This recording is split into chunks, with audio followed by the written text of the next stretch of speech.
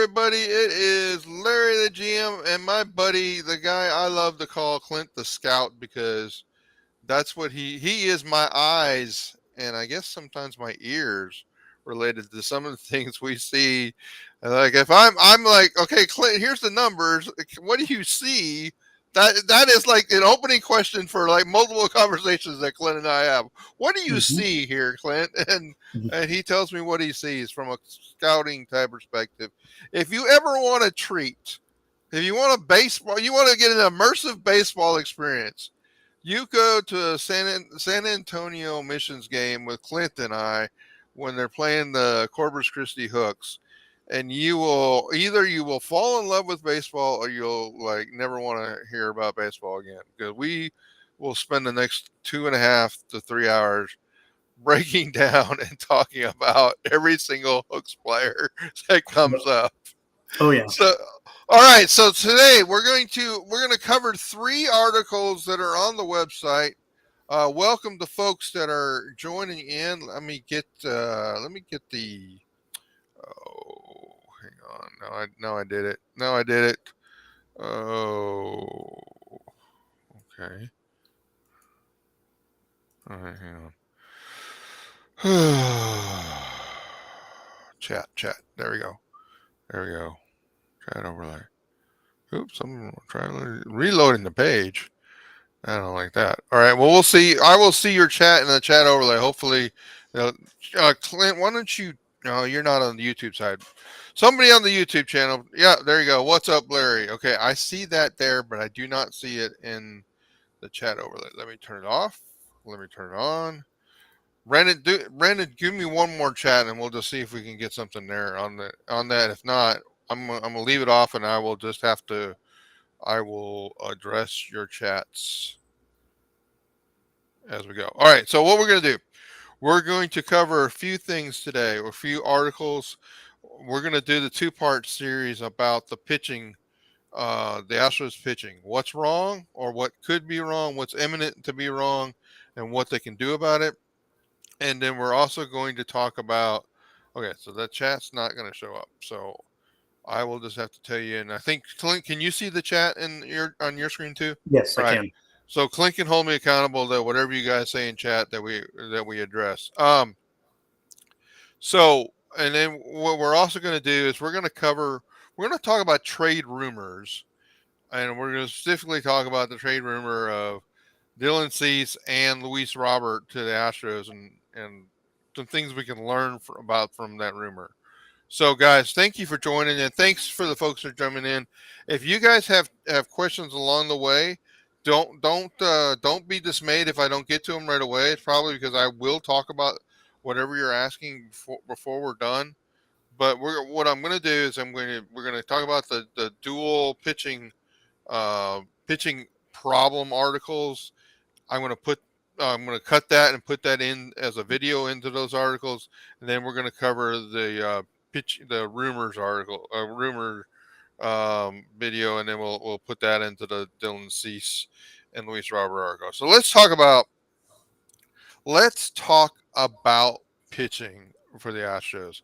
And guys, number one, I just before we get into it, please, if you when you come to the website, you have an opportunity to jump into, the Patreon member page. Well, if you're not a Patreon member, you don't know how to get in there. Then if you're a member of the site, you can click on the site member page. And if you're a loser, I'm just kidding. Um, you can always jump into the general public page. And the realities are when I publish an article, even if it's at 3 in the morning, the Patreon members get that article immediately, and they have access to it immediately on the site. So I'll publish it, then I'll send them a link in Patreon, and on the Patreon side, and that article is available to them in the Patreon member page. So it pays to be a Patreon member. It's $5 a month, and so site members, you get the article free about 20. Click on a button, and you get the article in the anywhere from the first 12 months to 12 hours to 24 hours after it's published, and then site people get the article between one day and 3 days after it's published, depending on how quickly I want to get it out. Like today, I actually sent an article through it went to the Patreon people at 3 in the morning, and that's when I finished it. And then this morning it was out there for everybody. Um, so just that is available. Please, if you're willing to help the site, I appreciate that. If you don't really want to invest in financially, I understand. Please number one, like this video. Please also subscribe to the YouTube channel. I'm going to try to do better about having more things on YouTube. Also, please subscribe to the site as a site member. Those things will all help drive up traffic and visibility on the YouTube side. So, if you would also comment about the YouTube video, that would be nice too. So, all right, guys, let's talk about pitching, and let's start with the pitching problem. So, and I labeled this. If you remember the old 12-step process, step number one is to admit you have a problem. So let's talk about what the pitching problems for the Astros are. And Clint, the main problem for the Astros pitching isn't really their performance to this point. It's just that we've lost several we've lost several innings eaters, and now we don't have the people that we've been using are really we're stacking up people to be at their innings limit, right? Mm-hmm. I mean, we talk about we lost Verlander's 175 innings from last year. We lost Odorizzi 60 innings. We lost Garcia being out for the year. We've lost Urquidy up to this point. He's rehabbing right now. We lost McCullers, who gave us some innings last year. Those 5 players delivered 604 innings last year, and they've delivered 54 this year. Right now, we're going to get some innings out of Urquidy, but the rest of those innings are gone. They're just gone. Right. And the entire staff had 950 innings, and we've lost at least 500 of them. Mm-hmm. So the injuries have decimated mainly the starting pitching and the choices we made. We traded away some of the or we didn't re-sign Verlander. I'm not advocating that we should have, but we're reaping the consequences of our decisions. Yes. So if you, I mean, the other part of this is we can talk about the ERA was really, really good, but the ERA right now is, and I got the numbers that were in the article, but the numbers as of today, 3.76. That's third in the league. But a little more, maybe a little more concerning is the FIP is 4.09. That's 8th in the league. The XFIP is 4.04. That's 8th in the league as well. So we were talking about numbers that don't project that the staff is quite as good as maybe the ERA would indicate. Those are indicators that there might be a little bit of luck involved in these numbers that we've seen from an ERA standing point. And I would also say, if you look at the season in 3 buckets, the bucket being opening day up until the point that we lost Urquidy, the ERA of the staff was 3.25. If you look at from May 1st to July 1st, the ERA of staff was 3.76. If you look at the ERA from July 2nd to today, so a roughly 3-week stretch, ERA is 4.86. So these numbers are trending in the wrong direction. Now, I will also tell you that the ERA in the entire league is about 0.2 to 0.3 up from where it's been before. So I think the general phenomenon of the pitchers are wearing out. This may be a pitch clock related thing. The pitchers are getting more worn out. They weren't.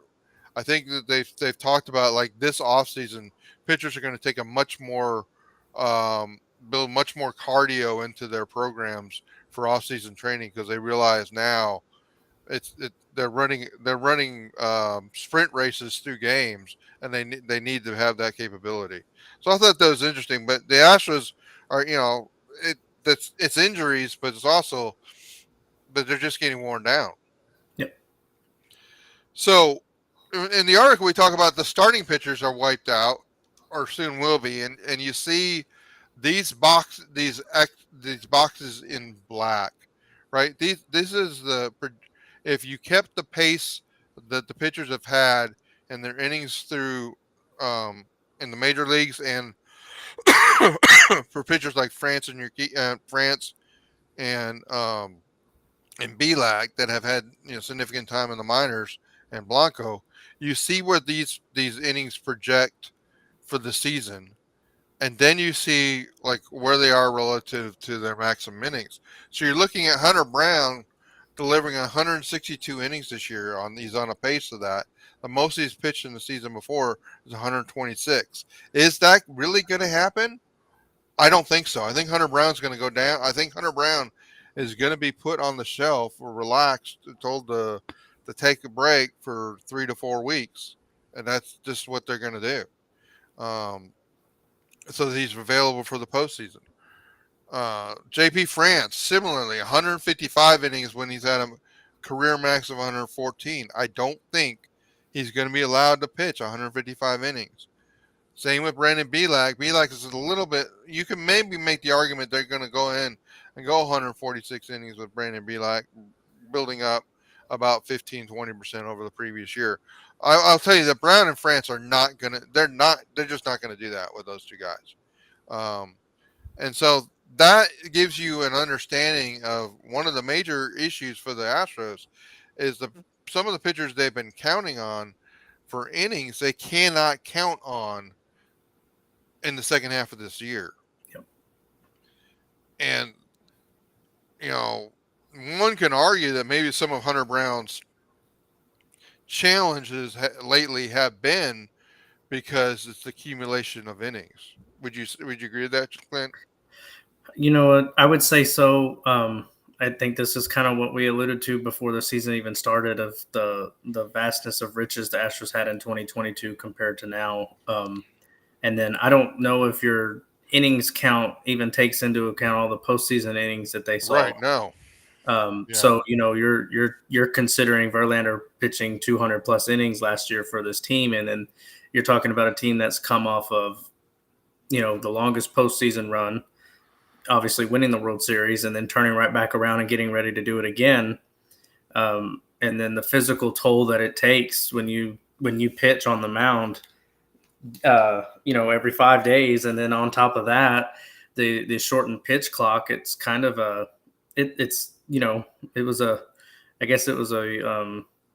developing storm that just had to come around and eventually hit us. So I would agree that if anything, I think that could see them potentially maybe letting Hunter Brown and France go 5 or 10% over that number, but they're not going to push that hard. And this team has always been a postseason team for the past few years, and Right. they got to keep that in mind. But I think it just begs the question of, and I know we're going to get into it, is where are we going to find those innings here in the backstretch of this season? Right. Exactly. And Brandon, you play a great straight man because we're gonna you're right. What's odd was when I talk about the relief pitching on this team also being worn out, similarly to the starters. If you look at the innings pitched from the relief staff, it's like the 27th most innings in the relief staff. The problem is exactly what you said in this chat, Brandon. We keep going to the same guys in the bullpen over and over and over, and that's really what this table down. That I mean, you would say, Larry, why did you include this big old long chart? It really was just to give you a visual, right? The players in orange on this chart are the Astros relief pitching. This is the entire relief pitchers of I think it's everybody relief pitchers greater than 80% of their games in relief, greater than 20 innings pitched, Yep. sorted by the innings pitch. And you'll see, notice all these pitchers for the Astros near the top of this chart, right? That's the problem. We've got of the top 51 relief pitchers by innings pitched in the major leagues, 5 of them are Astros. Now, there's 30 teams in the major leagues, guys. We should have 2 or 3, right? We got 5 of the top 51, and Martinez is 73rd. Hey, Alberto. So this is the overuse of the relief staff. We keep going to the same guys over and over, and part of the reason we keep going to those same guys. I'm gonna jump on that. I'll show that in the second half. Part of the reason we keep going to them is we can't, in a weird way, they've been too healthy. Our core relief staff has been so healthy, and we can't option any of but 2 of them, and we're not optioning Brian Abreu. Nope. And so now, and we have optioned Martinez a couple times, and so that we keep going to the same guys over and over because number one, we've needed them, and number two, they haven't broken down. And you may be thinking this is wild that Larry's saying that we haven't had pitching injuries. On one hand, we've had pitching injuries, the starting pitchers. On the other hand, we haven't had any relief pitchers having pitching injuries. And that's right, Brandon. We almost need some of the relievers to have IL stints, but you can't really afford to have that because we don't have a lot of great options in the bullpen beyond the core 5 or 6.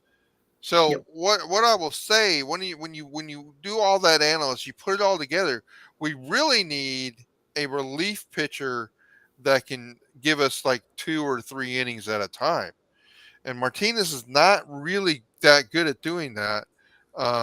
Basically, when you get Martinez over 30 pitches, it's his. Yeah, here you go. Of the 12 times Martinez has been asked to pitch more than 30 pitches in his career, he's done that 7 times this year. Okay, and he had a maximum of 52 pitches, and I think that was in the extra innings game on June 9th, where he was just like, "You're pitching to the end, Seth, and whatever happens." The problem is in those games that Martinez has been asked to pitch beyond 30 pitches, his xWOBA is 387, guys. An average xWOBA is 329, I think it is this year, something like that. So, and his career xWOBA is 306. So you're talking about that's terrible relative performance than what we've seen from Seth Martinez. So the real problem in the bullpen is we don't have a long reliever that we can turn to in days that the starting pitcher gets out early, and we have this dual effect now. We've got a bunch of pitchers that are at their limits. We've even got some relief pitchers that are at their limits. Maton is tracking to be overused, and Abreu has been tracking to be overused. Now, you can probably address that just by not pitching them on multiple 3 days in a row, like we just did with Maton. But the reason they're doing it is because these are the guys in red, right? Those are the good guys. We got to pitch the good guys. We're in a lot of close games. All these things are a circle, right? We're constantly doing the same thing over again because we're in a lot of close games because the offense isn't putting teams away. No. And then, or on a day when we score 12, we're giving up 11, whatever that was. We scored 13 and we gave up 12. It's crazy. Sean Dubin Dubin could help, but Dubin himself, I mean, look at his line here. Which Sean Dubin is the right Sean Dubin? Right. Is it the ERA or is it the FIP? Well, not just that, but the whole issue is, Dubin could help, but it's only going to be for a certain amount of time because, like you said, we only have 2 pitchers we could actually move up and down. Right. To work with that. So if you bring Dubin up, who do you move down? Are you just going to play merry-go-round with that? And then you're going to have IL stints, but it's just going to be kind of piecemealed. So I think it just presents a bigger concern only due to the fact that the only real way to improve it is you have to move some guys, obviously not vertically, but horizontally, right, away from the organization to then accommodate whatever it is you bring in. So what's interesting about this, and if you got into this article, you realize the Astros have had only 20 pitchers this year. And I say only because the Astros are right here on this chart, guys. The Tampa Bay Rays, as of when I wrote this, had used 33 pitchers, right? And the Astros have used 20. Mm-hmm. And now you can imagine the chaos that's caused with the Tampa Bay Rays 40-man roster. But that's what's going on. And the Astros have 15 pitchers that have pitched more than 10 innings. This is what I'm talking about. Like, we want to talk about the woes of our injuries. I guarantee you the Tampa Bay Rays fans really don't want to hear about, because they've had massive amounts of injuries. They've had 23 pitchers that they've rolled through that have more than 10 innings this year. So, Brandon, we're going to get there. We're going to get there. We're going to, what do we do about all this? So that's the problem, right? And I try to cover that quickly so you guys can see that. Let's talk about how to fix those problems, right? So I think there's 4 things that need to happen. Number one, we're going to talk about trades, okay? They're going to trade for a starting pitcher, and they're going to trade for a relief pitcher. Dana Brown's pretty much admitted that that's now his number one priority, because I think he's fully immersed in seeing the same thing we're seeing about the pitching staff essentially falling apart. And they're also got, we're going to talk about strategically spot starting the simulated 6-man rotation. It's gonna be easier for me to try to show you, but guys, that table at the bottom of this article gets really complicated. But I'll try to give you maybe the way to work through the hieroglyphics of what I'm trying to show in that table. Jose Urquidy is going to be a help here, right? He's going to come back. He's going to eat innings. That's going to help the starting side of this. Even if Urquidy pitches the 4.5 ERA, which would be improvement over what he was earlier in the year, that's innings that can be counted on and can be maybe lead to a 6-man rotation. There's an issue with the 6-man rotation we'll talk about. The rotation of the bottom. So Brandon, this is where we're going to get into a churn. We're going to talk about how we're going to strategically option people down, and they're going to go sit in AAA and not do anything for 2, 3, 4 weeks, and then we're going to bring them back and then get them ready for the postseason. That's essentially what's going to happen. But to some of that, you can't do that until you do step one. You get another quality starter here and or get Urquidy here, because you can't really pull some of these triggers with the starting staff, or you're going to be counting on Sean Dubin and Blanco constantly like being heroes for you, and that's not really a wise option when you look at their FIPS. All right, so let's hold off on the latter part of that. Let's talk about what would I do for a trade. So guys, I went through the entire major league roster of starting pitchers, and I filtered for pitchers with greater than 100 innings. And I didn't really want to pull out stats and think about a pitcher that hasn't done enough, hasn't pitched enough innings this year. So, and I also filtered to being better than 4.3 as far as their ERA, their expected ERA, their FIP, and their XFIP. I wanted all 4 of those metrics for that pitcher to be better than 4.3. That led me down to a group of about 20-ish pitchers. Mm-hmm. Now, a bunch of those pitchers are on teams that aren't going to trade pitchers, period. So right. I filtered those out. Then I'm down to this group. Like, I'm telling you, like, you can come at me, you're like, what about this pitcher? What about this pitcher? I guarantee you, whatever pitcher you ask me about will not meet one of those things I just said. And these 6 pitchers are the only starting pitchers in the major leagues that met all of those filters. I just did the work for, like, if 30 front offices could go look at this video, like, man, that's my group. That's who I need to go get. Yep. I will tell you, these pitchers are are all likely to be traded at this trade deadline, and all likely to be some vastly overpaid for at this trade deadline. Now, that includes Mitch Keller on the Pittsburgh Pirates. That includes Dylan Cease, Chicago White Sox. That includes Lucas Giolito, Chicago White Sox. That includes Jordan Montgomery, St. Louis Cardinals. Blake Snell, San Diego Padres, if San Diego's selling, and Marcus Stroman. How many times have you heard those names in the media? Those are the ones that are out there being pushed as likely trade targets. There's a reason.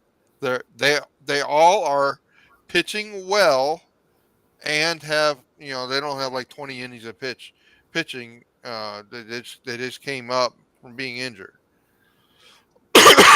They also project to pitch. The second table down here is they project to pitch well. Okay? That's what that table shows. It would probably help you guys the most if you just went and opened these articles with me and kind of scroll through it together. I probably should say that at the beginning of these videos, Clint. Right? When we hit the next article, we'll get everybody open up to Dylan Cease and Robert article. All right. So if you want to jump in, open up Astros pitching step 2, how to fix the problems. And scroll down. So those are the starting pitchers that are available. The relief pitchers, same sort of exercise. I put some sort of minimum innings. It might have been like 20 or 30. It might have been 30 innings. Then I said I want those pitchers. Now remember what I said. So you're going to find pitchers that are going to have. You're going to find good short relievers. But what did we say we need? We need a longer reliever. We need a relief pitcher that can give us more than one, that has proven repeatedly to give us more than one inning pitch.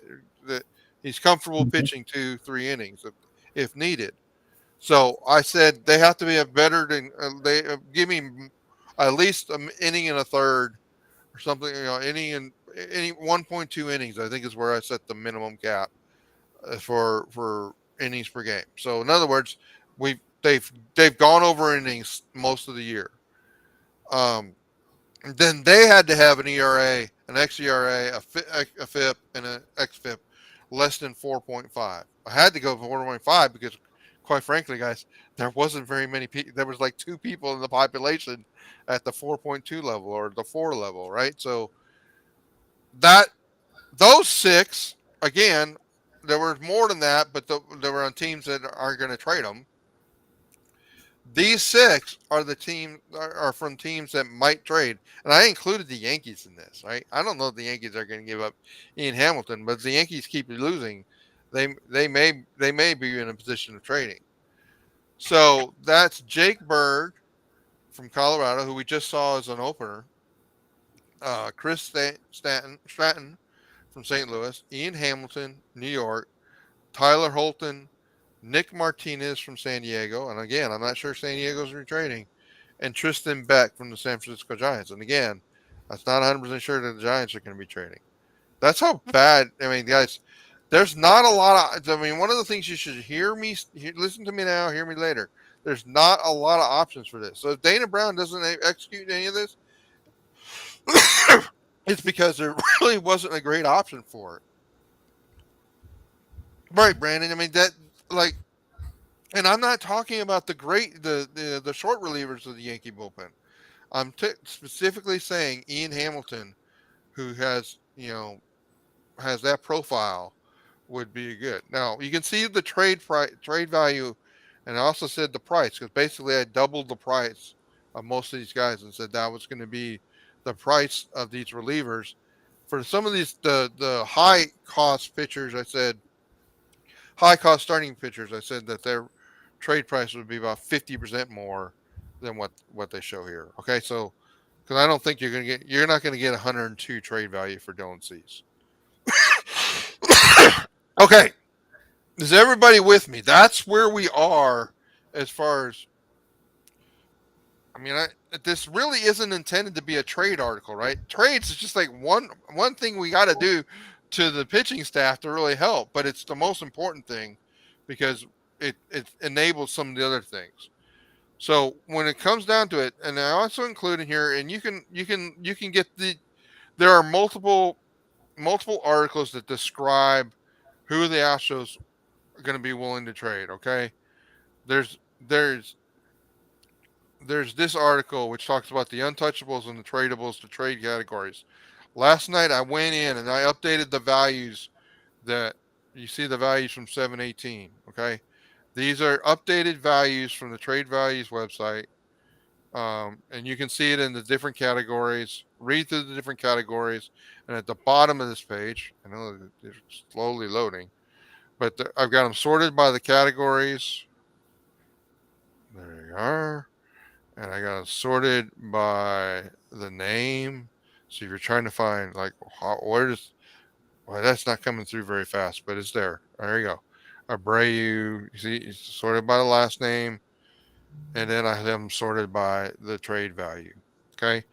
So you can go to this article. I will try to keep these updated because, quite honestly, in this portion of the year, these trade values do change because for the rentals, we're losing for every day that you don't trade a rental, their trade value is going to go down because they're they're going from if they were trading them at the 81 game left point of the season, they have half a season.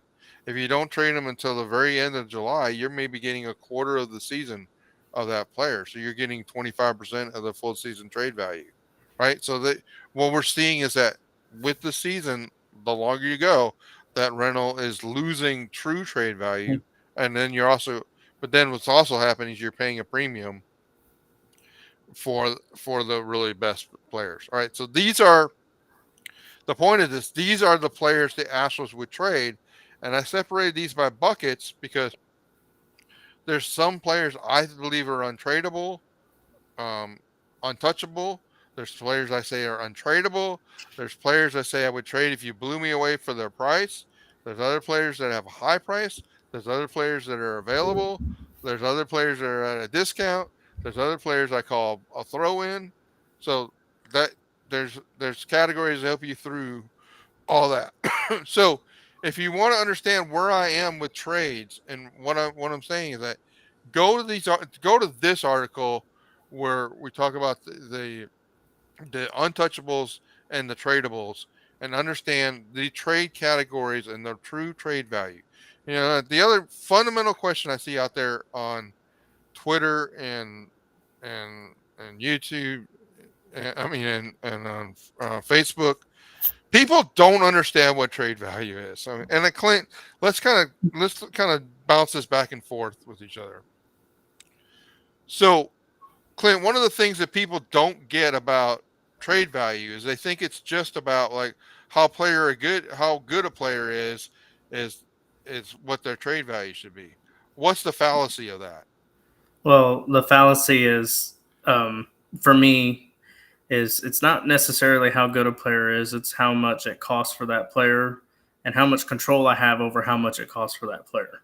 So, in my opinion, and we talked about this on a space and other things, is you can pay a guy $20 million a year and still get a negative return on hit performance, even though he is a good ball player. Right.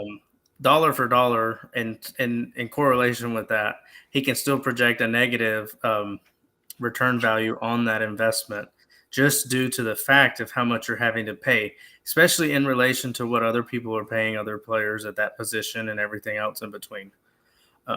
So I know we're going to talk about trades and how that looks, but certain players are going to drive the market more so than controllable players are going to drive the market more so than players on a second deal or third deal or on a rental, which is, free agent after this season, because, everybody's looking for a way to mitigate the cost, but maximize the performance return that they get out of it.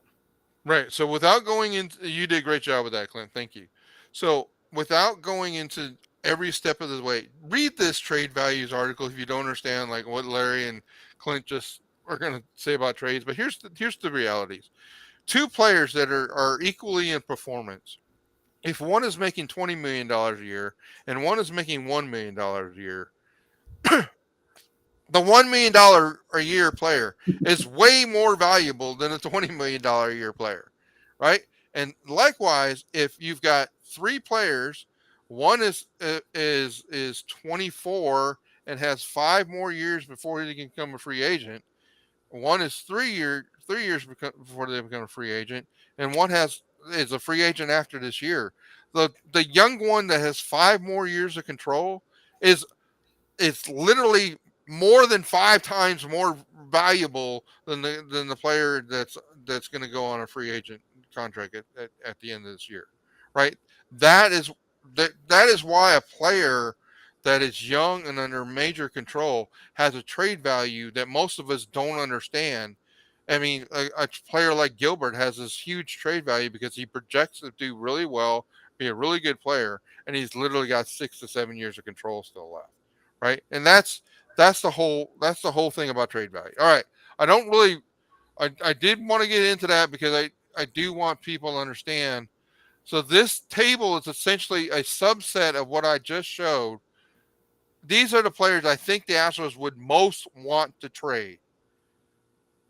Right, Brandon Jokes would have because what's happening with Jokes is he's 27 years old, right? And yeah, he's got all the control, right? But what the WAR metrics would project for him is that after age 30, his WAR would start dropping fairly significantly.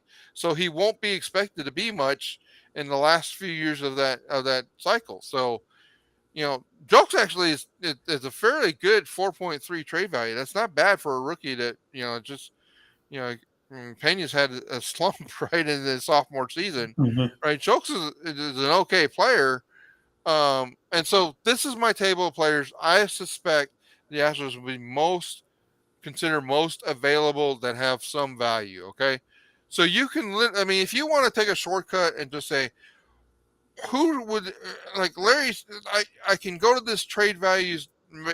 I'll put it up, call it up for you guys. The baseball trade values website. You can find what a player's trade value is here, and then you can go to that table I'm just showing in this article, or you can go to the longer article and have all the trade values, and then you can pull together a deal, or you can go to the website and do it. That's what I usually do. But the point is, I'm trying to help you guys have the data to make wise or make informed decisions. Now, you can argue with the values on the trade value website. Okay, they those values are being calculated in the manner that I discussed. And what is a trade values? It's a surplus value calculation. And so understand what surplus value is from that article. Understand that that's in the background of what's being projected as a trade value. And then you'll understand, like, guys, this is the way the teams are evaluating. Whether you agree with it, whether I agree with it, there's players that have a category that have I call for a price check on, right? I don't agree with this price for this player. It doesn't really matter what I think, guys. That is the process that teams are going through to set the value. Okay, now a player like McCormick, honestly, I haven't checked his trade value today, but every single day he's rising. He's raising his trade value. The longer he stays hot, he's going to raise his trade value, right? But I mean that's just the cycles of the system. All right, so when you synthesize everything I just said, my trade targets on that list actually both play for the St. Louis Cardinals. It's Jordan Montgomery and Stratton. Those guys are, those guys are the guys I think you can get, and I think St. Louis is obviously motivated. Their general managers already talked about they are trading. They're not. They know that they got a plan for 2024. Both those guys are rentals. You're not going to have to tremendously overpay them. And so, like, what could trades look like? Well, literally, you could probably go to them, and most people will not agree with this.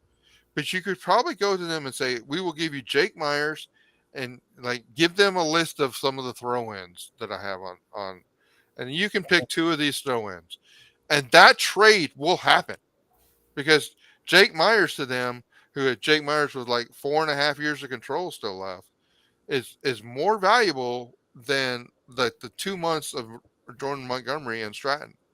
And Stratton is like, he's a right hand. I would love this long reliever to get would be left handed, but I have to make compromise, right? They need the function more than they need the left handedness. But I'll tell you, Stratton actually has reverse splits, so it works out anywhere.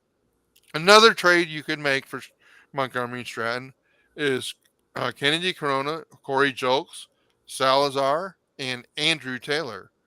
That gets you another. Now, you literally, guys, you can play with this table. You can come up with whatever you want.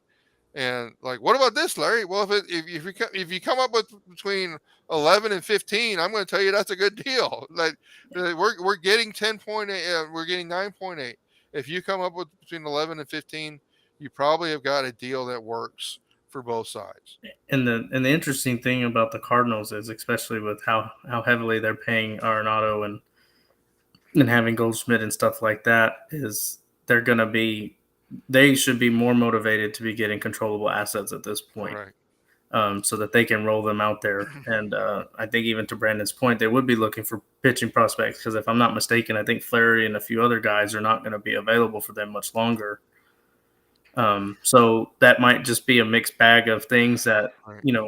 Dana Brown is going to have to address with them, is like, how can we make this work?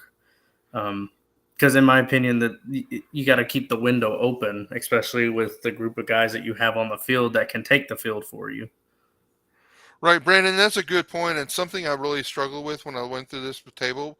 And you can go to the Santos, Andrew Taylor, I don't know how to say this, Ulola, Ulola. uh, Ulola, but if you look at this table, there's not exactly a lot of pitchers on this table, right? The problem with that is this gets into an issue. There's not a lot of great um, pitching depth. Yeah, and Mark, that may be, but that I think when I looked at it, I thought Myers and Jolk specifically might have a role for them as a long. I think Myers is going to fit in really well for any team as a great fourth outfielder. Yeah. I mean, he would fit in for the Astros as a great fourth outfielder. We just have some options in our system that could form that role for us, right? So, Yes.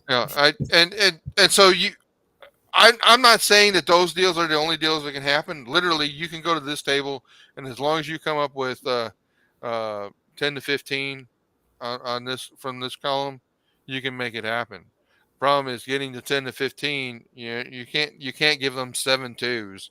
And the trade tool will tell you you're not giving them 7 players for one. So the challenge may be is you may have to go give them a player you're not necessarily all that crazy about giving them. All right, so just so you know, within this article, you also have a bunch of other access to other trade articles I talked about. I'm trying to give folks like, okay, here's some other trade ideas. But the whole point of this article, again, let's reset. What are we trying to do? We're trying to fix the pitching staff, right? So step one was to get a starting pitcher like Montgomery, a long reliever like Stratton. If you do that, it's going to help a lot. So what else can they do? All right. So if you see this data here, this was at the All-Star break. The pitchers on 4 days rest and 5 days rest and 6 days rest, and you can see for most of them, like Belak has been a completely different pitcher if he gets more than 4 days rest, right?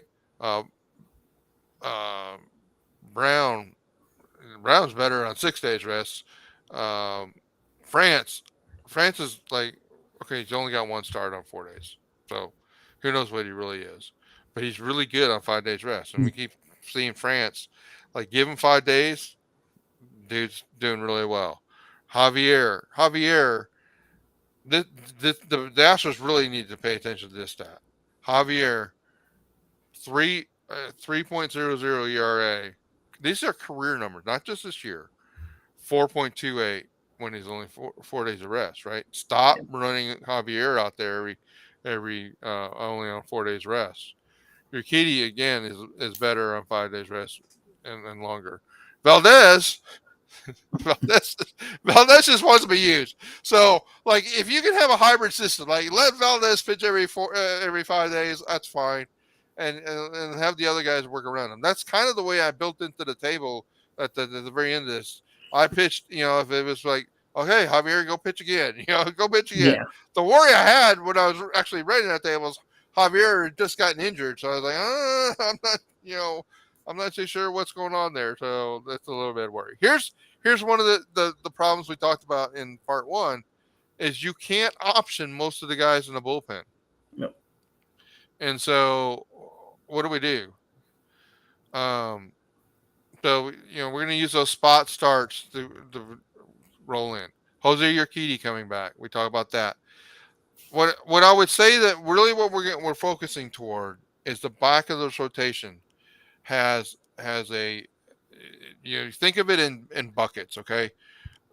The core postseason staff. Let me see if I can blow that up. You really see it.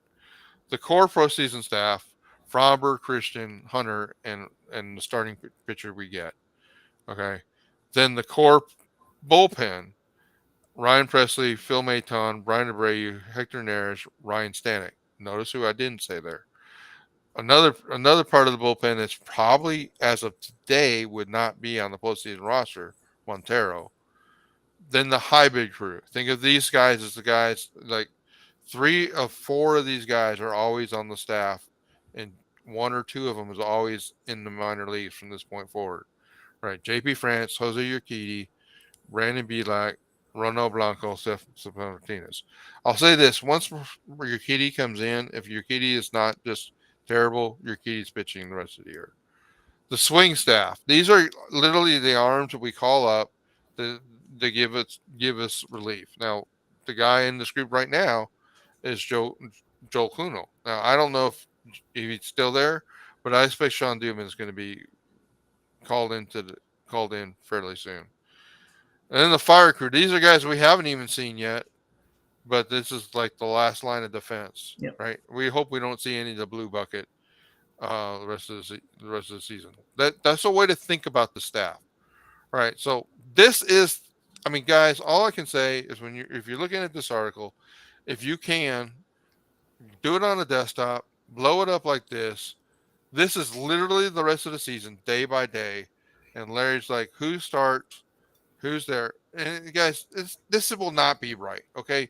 The point of this is, notice that Brown, who I've got in a special shade of red here, is in a pink color because he needs to have as many innings managed.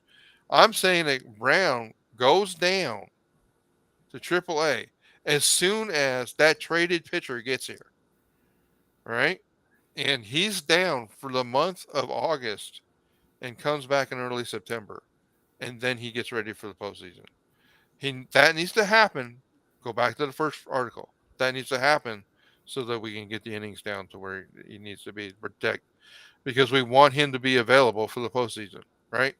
Because he's going to be the, either number 3 or number 4 starter, depending how you prioritize Brown versus Montgomery or whoever we get. Then you notice Urquidy, France, and Urquidy starts all the way to the end of the year. France starts, now he was in our 5 starter. Then he goes down, right, in late August, and he spends about 2 to 3 weeks out. And again, that's to manage his innings as well. When he comes back, he has like 2 to 3 starts for the end of the season. Okay. Then you got Blanco coming in for a few starts while France is out. This is how we literally are. And almost it's easier to look at this part of the chart. This is the minor league portion of the chart. Here's who's in the minor leagues, and when they're called to the major leagues. Right. That's another way to look at this chart. Then you see the core of the bullpen. none of those guys are gone unless they get injured. You got Montero there every day, so you're stuck. You have those 6 relief pitchers pitching the whole way, but then you've got the traded relief pitcher. In my case, this is Stratton. He comes in and he's there as this last set of columns is the long reliever. Who's the long reliever that night? Well, right now it's Seth Martinez. That's dangerous because Seth Martinez, as we talked about, not really great past 2 innings. One of the biggest priorities this team has is to get another long reliever in there. So you got Blanco. I say that at some point, Kunal's going down, Dubin's going down, and Blanco's coming back. And Blanco's going to spend most of his time in the bullpen. And then Francis is going to go down, and he'll spend a few spot starts. Then when Bielak will go down early. I have Bielak going down in late July, and he'll come back, and he'll be the long reliever, right? What I'm saying in this is once Blanco goes down sometime in August, he's not coming back. His innings are done, right? There you go. September 5th, he goes down. His innings are done. Mm-hmm. Right. So that's a way. Now, will they do this, guys? I don't know if they'll do this, but they're going to do something like this. I'm preparing you for what it has to look like to get through the rest of the back end of the season. This is why they need a starter and a relief pitcher to get through this back end of the back end, because if they're not, they're literally calling on the green or the blue team to fill in innings, which is what they've had to do, and that's not really the way you win a World Series. So, questions about that, guys in the chat? Ask me questions. Clint, did I describe this table? Did it make more sense when I described it than it made when you looked at it in the article? It did. Okay. It's just important, for people always, when you understand load management has become such a big thing, especially nowadays. And so all these weird, unusual maneuvers and things like that are going to happen, but it just reiterates the point of where the trade is and why it's so important to value these players correctly and evaluate them well, because this is it. August 1st is it. You make your decision, you move on, and the problem with this fan base, and the problem with the situation is this team is ready to win again if they can get a few things right. Right. All right, guys. So there you go. That is the staff. That is the way I would fix the pitching staff, for at least 4 different ways, including enabling trade, Urquidy, balancing the staff, strategically spot start until you get to a point where you can get in the full rotation that really occurs at the trade deadline after you get those guys in, and then you see probably a confusing, like, your friends that don't watch this video are going to why is Bielak going down? Well, Bielak's going down so he can come back later when Blanco's got to go down, right? There's a rotation that will be set up. Now, will Bielak be the first one down? They may say Blanco's the first one down. I'm just telling you that that group in yellow is going to rotate. That's why I put it in those buckets. All right. Any other questions for that? What if the Astros trade for 2 starters? Well, Brandon, if the Astros trade for 2 starters, then Bielak and France essentially become those long relievers, right? Whether they trade, and this team needs a long reliever in the bullpen, right? So Bielak and France will share that long reliever role. Because those are the roles we needed now, because there's no way you can you can't DFA Montero, and unless you're going to option Abreu, because I already optioned Martinez to that. One thing embedded in that is I'm also considering there is a cap on the number of times a player can be optioned in a year, and we're actually close to that cap with some of the players. So that's actually a consideration, and that is shown in this column right here, the number of times. Blanco's been already optioned 3 times this year. So That's kind of the way when I said like next time he goes down, he's probably down because they will. I think they're going to burn his innings and then they're going to option him. Okay, guys, let's. I'm going to pause it right there. We're going to say that's at the 55:10 mark. I'm going to write that down. Let's talk trade rumors. All right. Thank you guys for. Hopefully, you guys are enjoying this.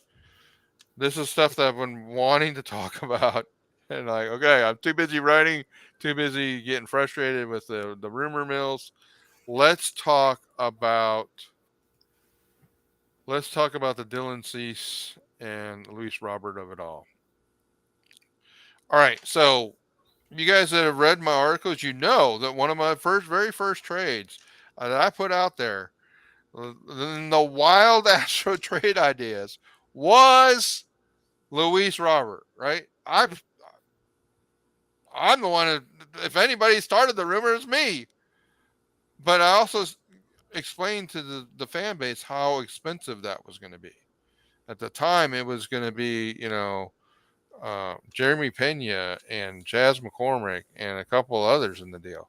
Well, unfortunately, Pena's trade value has gone down dramatically since then because Jeremy Pena is doing what most sophomores do, having a decent season, but not, probably not the season that most of his fan base thought they could do.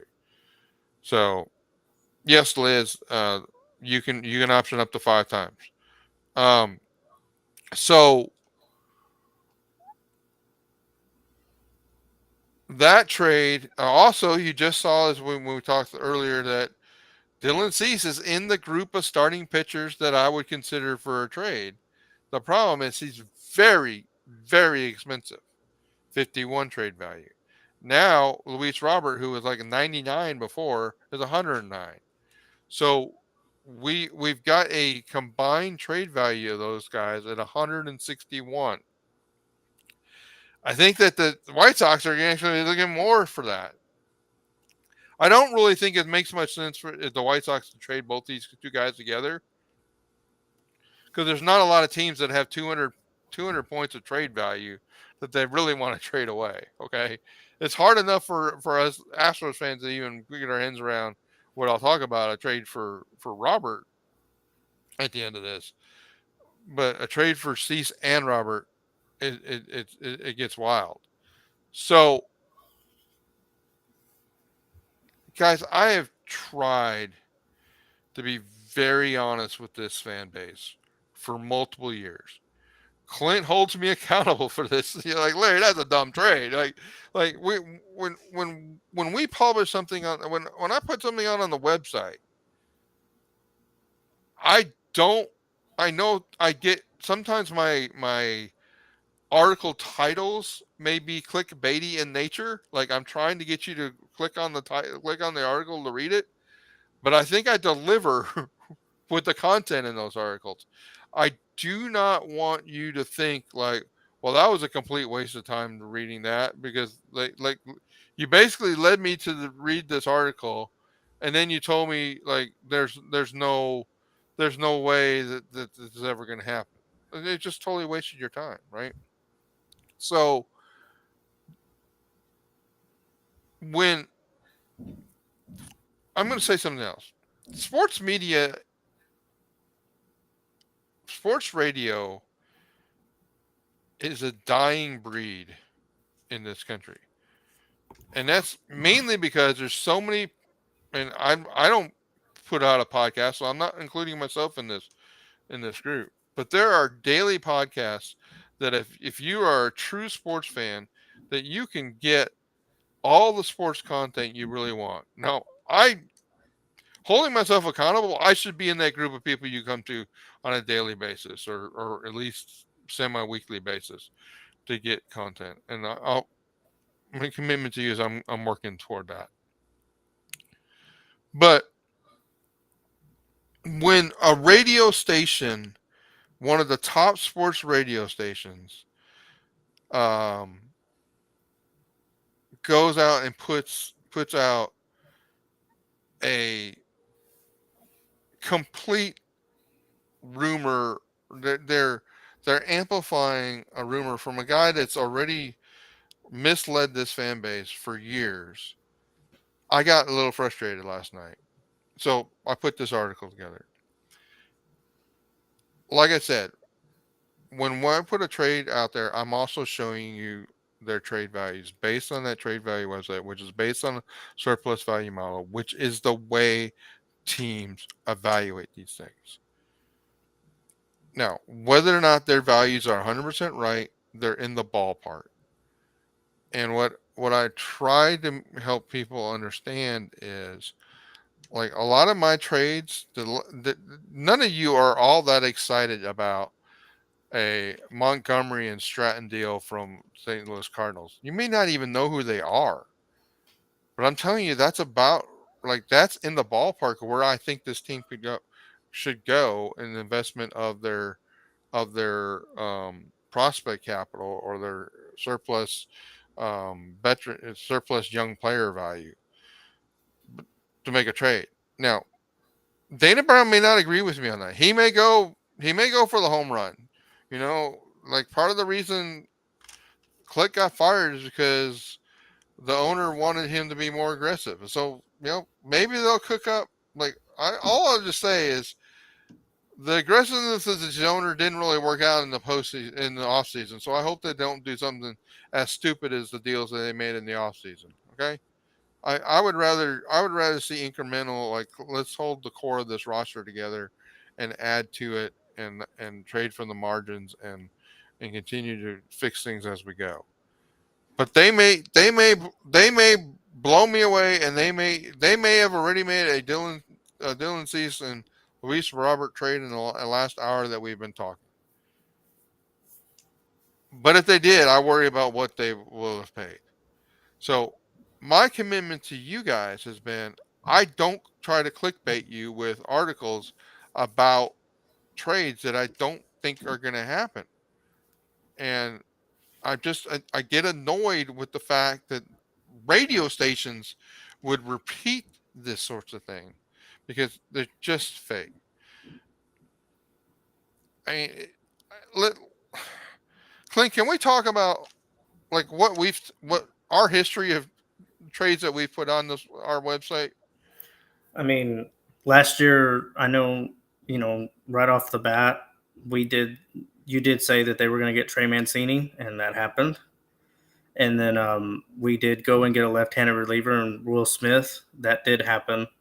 And those are the types of moves that we expected because obviously we operate in the world of really considering what the Astros have to work with. I mean, one of the things that we talked about, we touched on it. Well, Corey Julks is not valuable because he's 27 and he has a lot of control. That's great.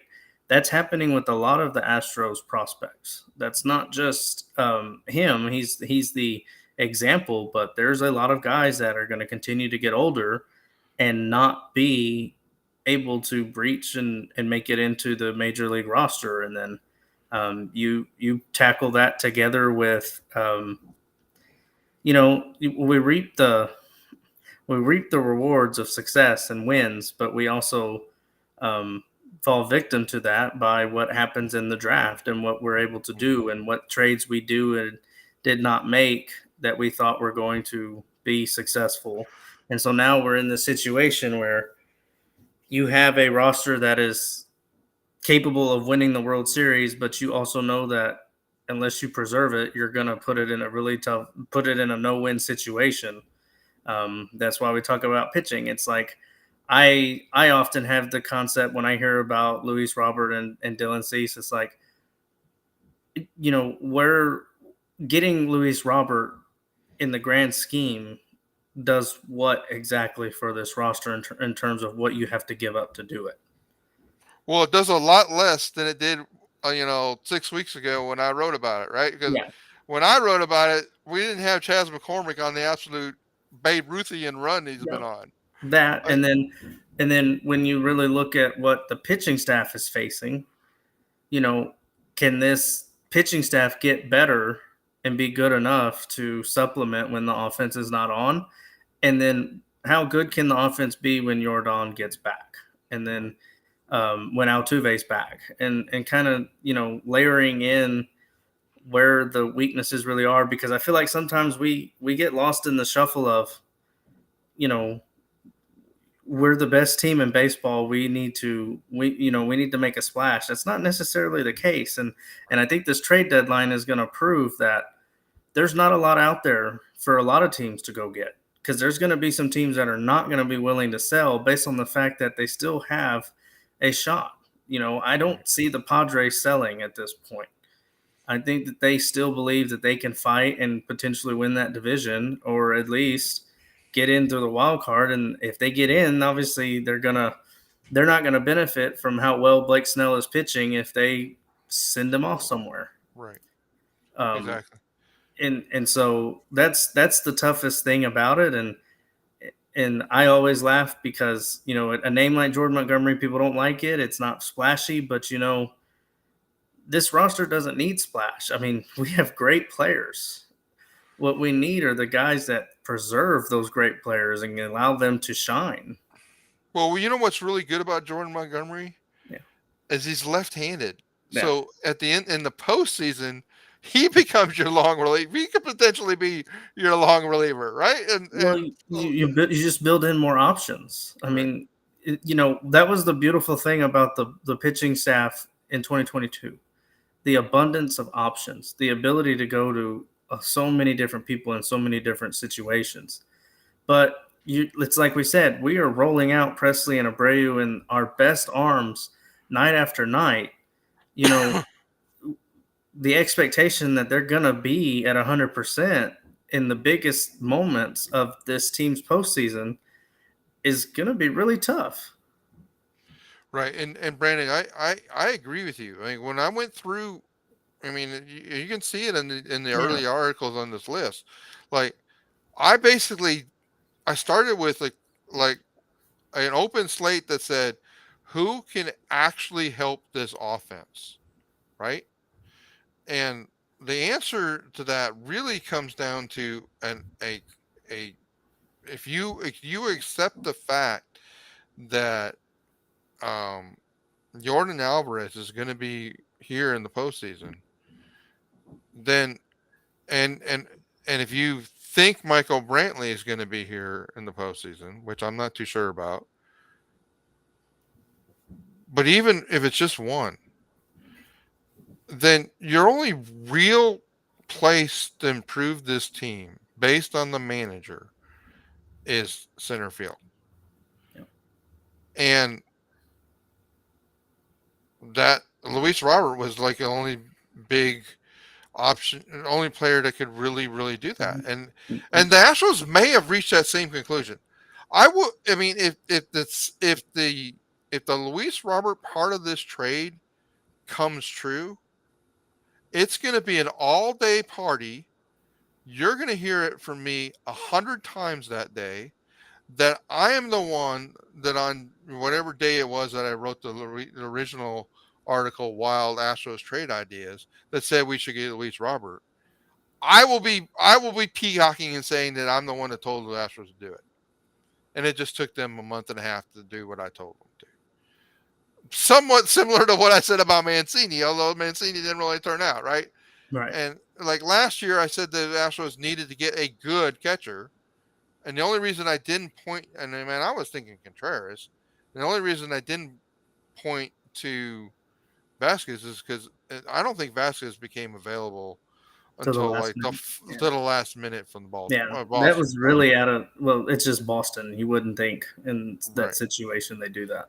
So, I mean, guys, the question one always has to consider is, and then I don't have it on this list in this article, but there's another article that talks about the buyers and sellers, and I recognize I need to go back to that article. I just haven't been doing. I think I've been waiting for another week or two. I guess I will update it in like a week, because like there's teams that at the end of that are, it's not clear who's buying and selling yet. I mean, It's wild. Here we are on July 20th, and we still don't know so many. Like, are the San Diego Padres buying or selling? Yep. I don't know, and that's crazy not to know. And That's one thing I've been thinking about too, especially with ours, is like, are the Rangers are probably not done. Right. So Yeah. there's going to What be a lot to consider there. I do know the Texas Rangers and I do know the Baltimore Orioles are big, big buyers. Yeah. Okay. And there's a couple other teams that like I expect the Braves are going to fill in. And unfortunately, a lot of these teams want starting pitching, guys. The realities for the Astros is they may have to wait until like the big teams get what they want. And Mhm. let's just hope Jordan Montgomery is available because he's not Yeah. he's like Clint said, he's not the sexiest one to go pick. So we'll get the leftovers. Okay. I don't want to, Yeah. I don't want to carry the analogy too far, but Yeah. I mean that may be where we're at in the pecking order.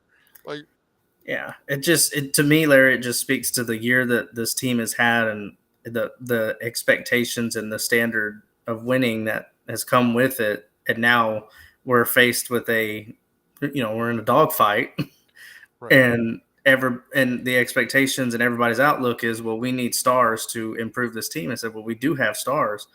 It's just the pieces that we used to have that made this team so unique with the 5 or 6 starters and the stacked bullpen and the guys that were there are just not there. That was the fortunate thing, was we were healthy in 2022. I mean, Right. outside of some minor things and Lance McCullers, we were healthy.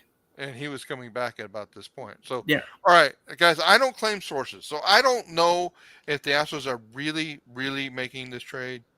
They may happen. But let's talk about what that like everybody the biggest fallacy I see is that people will clickbait you with like we can get Dylan Cease and Luis Robert, and they don't tell you what that really will be. Well, I tried to put together a trade, and the trade values tool like, and people have pointed out, well, you can trade Brown and get it. Like, well, trading Brown really doesn't help you in this scenario because you're trading one pitcher for. I mean, I would actually rather have Hunter Brown for the next 5 years than Dylan Cease for the next 2. Okay, but Yep. that's just me. But so I'm not trading Hunter Brown in a Dylan Cease trade. So the So package you that the you almost, sorry, Larry, I didn't mean to cut you off, but you cut off your nose to spite your face because exactly. you're looking for controllable pitching and high ceiling, potential high ceiling and things like that, and you're going to trade away one of your better pitching, younger pitchers for less control. There's logic in there that just doesn't always jive.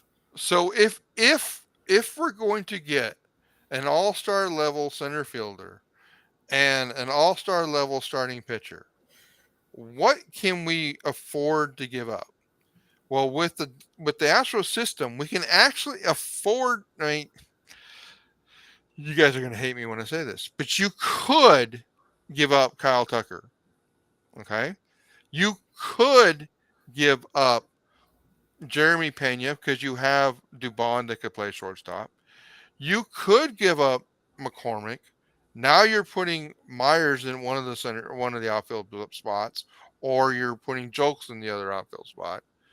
You could be convinced that you've got enough depth in your farm system that you can give the number one prospect away and Drew Gilbert. You could say, I don't need Garcia anymore because he's hurt this year and he'll be better next year, and that's okay for the White Sox. So we'll trade essentially Garcia's innings next year for Dylan Cease's innings next year. That's obviously a huge upgrade. And then you could turn around and say, I'll trade my super young and high rising prospect Clifford. Now, all of you should be like railing on me that that's way too much to give away. You're giving away your all-star outfielder, your starting shortstop, your starting center fielder who's hitting the ball like a wild man right now, and your number one prospect and one of your top 3 prospects and one of your starting pitchers. That should be too much. Well, actually it's not enough to do this deal according to the trade values tool. And the problem is when I tried to add another player to the Astros to try to get even closer to fair. It says, whoa, it's not realistic to add this many players to a trade. Let's cut back a bit. So I can't tell you what actually the trade, fair trade would be, because the trade tool told me no. I can't add a seventh player to the deal. The fair trade is you remove someone from this list with someone who has more value, right? And then it hurts even more. You're even more upset about it, right? Yeah, you trade Yainer Diaz in the deal. Yeah, and you cut yourself off on another position. Yep. And so, guys, when you see these articles and people are clickbaiting you with all these outlandish ideas, and I will tell you, these are the same people that have done this before. Okay, they told you that we were going to get Brian Reynolds. Somebody told me that they were saying we were going to get, I can't even remember. We were going to get some great pitcher, right? Like, these guys, they do it every year to you. Stop paying attention to them and pay attention to the guys that tell you about the real things that the Astros can do. And if they blow us away, then they blow us away with like doing something phenomenal. But the realities of this deal is you're trading for 2 years of Dylan Cease and 4 years of Luis Robert plus this year, and you're giving away 24 years of control in those players that I listed. The Astros, I'm going to tell you, if the Astros do this, then you're in for another marathon, and it's a tirade-filled hate marathon that no one is going to want to listen to, because I will be so angry and upset that basically they sealed the fate of this dynasty to be a 2 or 3 year window, because that's what will happen if they made that deal that I just called up there. That's what it would mean. So that's the long and short of like what a true Dylan Cease and Luis Robert fair deal looks like. Now we can hope that they're crazy and they assign twice the value of every one of those players. And if Dana Brown convinces them to give us 161 value for 80, and the list is half, I mean, if you can come up with, like, if we can shed away half of those players, I then and we're having a party and we're celebrating that Dana Brown is the greatest GM in the history of Major League Baseball. Okay, but I just don't think the White Sox are that dumb. I just don't. Yep. Well, then that always brings into the fact of it's not the White Sox would put themselves in a position of I'm going to lose my job. Yeah, that's a fireable offense for someone to get anything less than the absolute most, especially for somebody like Luis Robert in the year he's having and things like that. So let's take Dylan Cease out of the conversation. Let's assume we do something like we already talked about earlier with getting a pitcher and a long reliever. What if we were focused back on getting Luis Robert? Okay, we're still trading for 109.8 trade value. Yep. That's going to start with, I mean, either it's a Tucker Pena or it's Pena, McCormick, and Gilbert conversation. All right. So the prospect oriented side of this deal would be the one that's at the top of the page right now. Pena, McCormick, Lee, Gilbert, Garcia, and Clifford. Okay, that gets you into the ballpark, but I still think it's not enough value. It's only, I'm giving you a 94 for 109. I don't think they do that deal. Plus, the reality is that if they really are shopping Luis Robert, they're probably going to get a better offer from somebody like the New York Yankees or somebody else that's got a deeper farm system than we do, right? Mm-hmm. So the more major league oriented portion of this, now this is a conversation. If we're actually going to have a real conversation about a Luis Robert deal, This is what it looks like. Kyle Tucker, Jeremy Pena, Jake Myers, and Corey Lee. Yeah. That is a deal that I think the White Sox would go for. That is a deal that probably makes the Astros short term better. That's a deal you can put McCormick in right field in place of Kyle Tucker.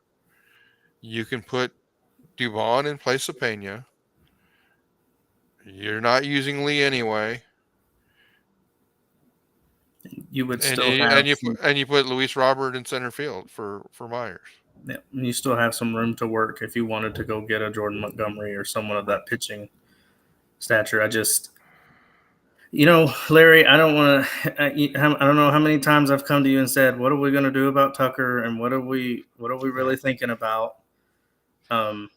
And I've always said, if they really wanted to make a splash and do something that really changed it, I figured you would trade Tucker to help rebuild and get some control. But that would be the argument that I would make is if you're going to trade someone like Kyle Tucker, you would want him to be the Luis Robert in this deal. Yeah, I know. You'd want to trade Tucker for a 30 level player and like a systems top 3 prospects or something like that, right? Yeah. But this is flipping that, and guys, you can have. I mean, we could spend an hour just talking about that deal, whether or not we like it or not, whether or not it's worth. I mean, Brandon, I tend to think that Tucker's pretty close to Robert too. Although, and here's the thing: Robert has been really not very like. You look at his career stats; he's not played 162 games in a year. He's been hurt a lot. This is one of those anomaly years. We talk about him all the time, Larry. We see him all the time. So you're essentially buying high with Luis Robert, and then what are you going to do? I mean, if you trade away Myers, what are you going to do for center field, and what are you going to do for right field? I mean, right field essentially becomes Corey Julks, and you put McCormick in center when Luis Robert gets hurt, and then you're running Jordan Alvarez in left field. You can do this deal, but you're just know that you're in the off season. You got to go get because you lose Maldonado. You get 2 more years of control versus Tucker. I mean, guys. I can lawyer this for both sides of this deal. When I know a deal is fair, I see Clint's face go, oh, right? Yep. If a deal is fair, both teams are hating the deal. You're asking something from both of those teams. They're like, oh man, do I have to give up Luis Robert? I really want more than that. Like, and if you're the Astros, like, man, I can't give up my catcher and Pena and Tucker.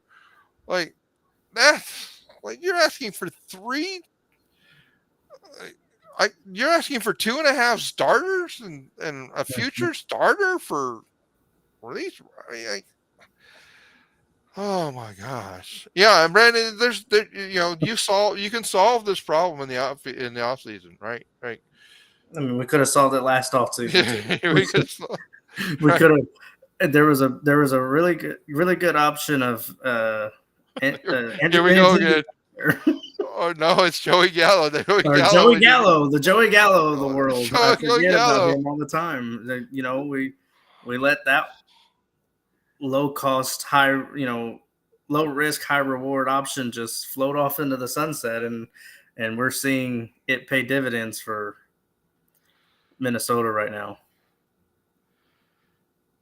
Right, Liz. A good trade makes both sides hurt, right? And that's like when you get these clickbaity things and they're just saying we can get this and we're going to trade this, and this, and if you think, well, that seems like a real win for the Astros, guess what? It's not a real. I mean, you guys have got the resources right now, right? You've got the resources in the Larry the GM article base that you can go figure out, is this deal even close to fair? If you rather go to the trade baseball trade values website. You can do it on there. You can guys, you have the tools to be empowered to know these things are just bogus. And all I'm really asking for is I work my butt off in July to give you real options, real scenarios.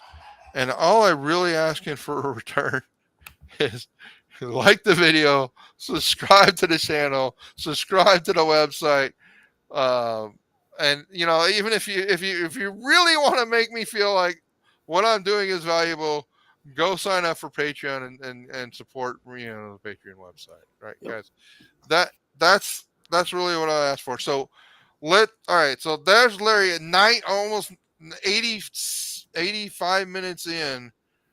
I will pause and stop and ask, is there other questions? But guys, I wanted to give you all that. I wanted to talk about the pitching situation.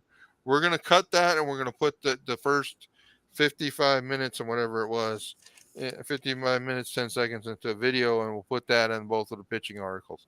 We'll take the last part of this and we'll put it into the Dylan Cease and Luis Robert article. But what else what else other questions do you guys have?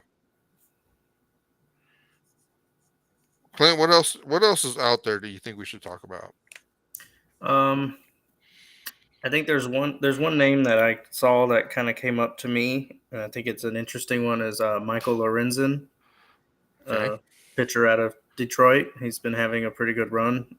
He's 31. I don't really think that there's a lot of risk with that. We talked about Eduardo Rodriguez, but I think dollar value, that one didn't really make as much sense or make us feel as good about things as we thought. But I think Michael Lorenzen might be a potential one that could it could be something that could work for the Astros. So so because I know it was asked about it before the video, and I don't know if he's still here, but let's talk about Eduardo Rodriguez, and we'll go to Michael Lorenzen after that. So can you pull up Michael Lorenzen's trade value while I do this part? Yep. So Eduardo Rodriguez, I think he has a trade value of 5.7. Why is his trade value so low? Because like we were talking about, like he's not a free agent until 2027, although he can opt out after this year. So since he can opt out, he's essentially a rental, or he may not be a rental. But if he's not a rental, then his cost is $15.5 million a year, $15.4 million a year. That means to be at a good trade value, he needs to deliver at least 2 to 3 WAR to be somebody that we really want to do. Now, clearly he's going to do that this year. But let's talk about some of these numbers, right? 2.69 ERA versus a 3.15 FIP. Okay, that is a great year. That is arguably it is his best year ever at age 30. So you have to decide, is Eduardo Rodriguez the best is the best potential option, or is the Eduardo Rodriguez Detroit has gotten in 2023 the Eduardo Rodriguez he's going to have for the next few years, or Harry, you're going to have to tell me more. What is the tweet from Morosi about Michael Lorenzen? So, or you may, Clint, if you can look that up. So here we go. I mean, the issue here is, Eduardo Rodriguez having a career year. Now you have to decide: do you really want to buy a pitcher at his max, or do you want to buy him at buy low, sell high, or buy high, sell low? that's kind of the issue with Eduardo Rodriguez. I mean, given his trade value, you would say, well, that's not it's a good option, but I'm a little worried about the pitcher here that I see with a 4.03 career ERA, right? And I just, like, you can say, well, that's in the line with Montgomery, and he may be even better than Montgomery, right? This guy may be better than Montgomery, but one of the things I know with Montgomery is that he is a rental, right? I'm not exposed to him deciding that he wants to opt in and I have to pay him $15 million a year for the next 4 years. which means that has ramifications for Abreu. I mean, with Altuve and Bregman Well, and Tucker and others. So, but one good thing is I know Lorenzen pitched today, 7 innings, 3 hits, no earned runs, 1 walk, 3 strikeouts. John Morosi was tweeting about how the Astros and the Rays are the teams that are considering him at the deadline. He's thrown 21.2 scoreless innings. He's on a streak. His MLB trade value based on the website is 2.4, 2.9 on the high side. So, I mean, you could make the argument the way that he's been pitching right now, maybe it's double that. So just make it a 6 or 8. yeah. That is exactly what we're looking for.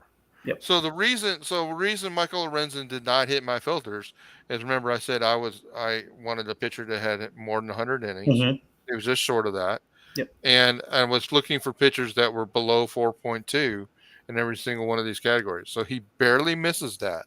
But after his start today, he might be there, right? So, this is why, like, literally things change up to the very end. But I was, if that's truly his trade value, and he's a free agent, again, he's a rental. That's a great option. That's a great option. And guys, that may be what. I mean, you should feel happy hearing. You can make the argument that they could make 2 moves and add a Montgomery and a Lorenzen. Right. And you should be happy that is the side of the market that Dana Brown is really exploring, if he's truly talking about, because he's aware that he can't compete with the Dylan Ceases. He can't compete. Like Lucas Giolito, somebody else is going to pay the price for Lucas Giolito that he really doesn't want to pay. Right. And so that's good. If we can get a guy that's got we have to pay a 5 to 8, that there's all kinds of ways to come up with 2 or 3 mid-level prospects that could be interesting to a Detroit Tigers team. Maybe we can even work in, like, hey, you want Martin Maldonado in the deal too? Okay, never mind. All right, I see a Lucas Lynn question. Lucas Lynn. Lucas Lynn or Lance? Lance Lynn, sorry. I'm sorry. He's a negative 0.4 trade value. Negative 0.4 trade value. Why is that? What's he making? He must be making a lot of money. He's making a lot of money. That's got to be it. Okay, so he's got a club option, so that's good. He's got an AAV in 19, so he's getting paid. Oh, here's why. He's got a 6.06 ERA and a 4.96 FIP. Okay, so you can say, well, so this would be one. What would Clint, tell the people what we would do with somebody like this, because we would not reject this out of hand. We would go and we would call it the Baseball Savant page, and Clint would go into we would go in and say, we would ask the question of each other, can we fix him? Yeah. How can we fix him? Yep. And we would look at the metrics of every single one of his pitches. We would look at the ex-wOBAs and the wOBAs of what his pitches are. We would ask ourselves, okay, where it gets a little complicated when you do that with a starting pitcher, you can't just get him down to 2 pitches, right? No, it's a completely different approach whenever we look at a starting pitcher. But this is what Clint has done this for several different folks out there. I mean, I should put the Clint fix. I should put an article that's like the Clint Clint fixes out there. The whole thing is when you back up and take a look at somebody like that, or when I look at, like I looked at Genesis Cabrera and I looked at Amir Garrett, it's like, where are they? Why are they failing? Why are they failing? And why aren't we leaning into the strengths that show up in the stats that we have? Like Genesis Cabrera should not be throwing much of anything besides curveball and sliders to right-handed hitters. Those are his 2 most effective pitches against those hitters. But for some reason, he's thrown more fastballs to him than any of those other 2 pitches, and it makes no sense. Right. Now, obviously, the argument could be it's a lot of stress on the arm. It makes a difference. But, yeah, that's true. But also, he should only see 3-4 batters in an inning. He's a reliever. So it's kind of like, well, what's going on here? And I mean, if you go and look at Baseball Savant in 2023 for Lance Lynn, and I know he's got a ton of pitches, but his WOBA is on every pitch is really bad. And that's just Yeah. WOBA. So that's Now, that's the problem. So somebody asked me about another pitcher like that, and I went and looked at it like, well, see, this is a pitcher that's got a bunch of bad pitches, and there's none like mhm, last year when the Astros traded for Will Smith, guys. I was like, Will Smith. I said, get a lefty reliever. What are we doing? Get a good lefty reliever. And then we went we went into the fix it machine and said, okay, what are they doing? And it turned out that we said that they are going to focus him on throwing mainly sliders, and he's going to stop throwing his curveball, and that's essentially what they did. yep. And I mean, you can see the articles on Will Smith, and like what we said, we said how they were going to do it, and then turns out we wrote at the end of the season, did they fix them? And they did it a little differently than we said, but Well, you know what's interesting, Larry, is when I'm looking at this, is like Lance Lynn has an expected WOBA on his slider of 153, that's great. but he throws it only 5% of the time. So that's just that's a curiosity. He throws his fastball 42% of the time, and he has a WOBA. I'll just go with expected WOBA instead of WOBA. Expected WOBA 346. Yeah, it doesn't.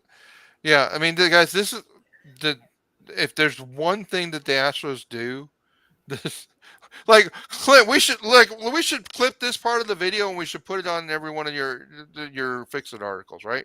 How the Astros fix these pitchers, right? Right. Because So like, this is what they've done to multiple relief pitchers, guys. That they stop them from pitching the bad pitches and have them pitch the good pitches more. It's so really like high level yeah. 4-degree chess. It's not that hard, but they still keep doing it over and over and over again.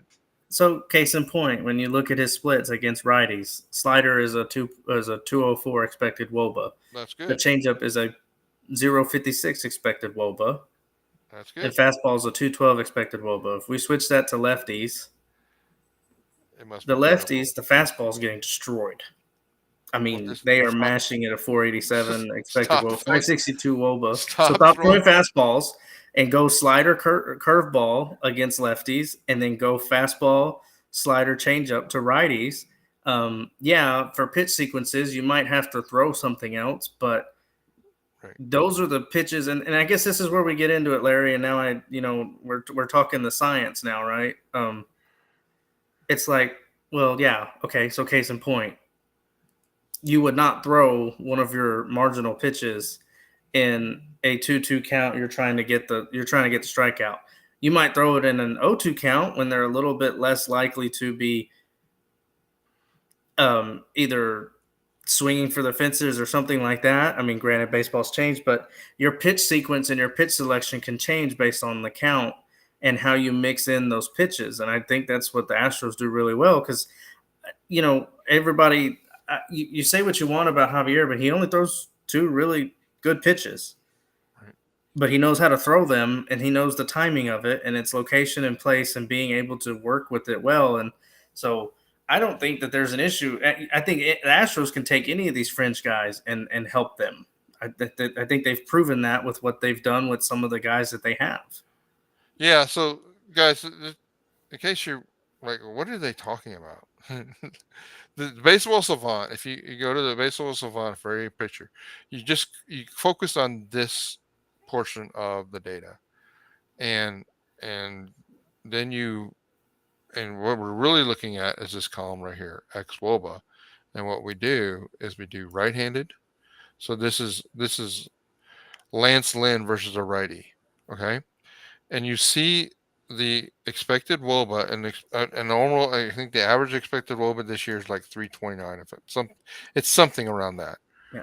So if it's better than that, it's good. And even if you have like the cutter here at 319, that's okay. No. That's fine, and that's a great change of pace pitch off the fastball, right? So literally, if you can now, what's wild about Lynn is he's throwing all these pitches. Like he's got 1, 2, 3, 7 pitches. 5, 6, 7, and of course the bottom two don't really count. So if you really look at these top 5 pitches, well, just stop. Like he should never throw a sinker again. Stop throwing the sinker.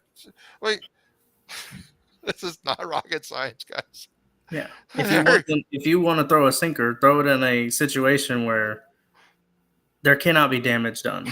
Right. Throw it way it's way outside. When there's no runners on and it's the first pitch of the at bat of an inning, throw a sinker on the outside corner to a righty.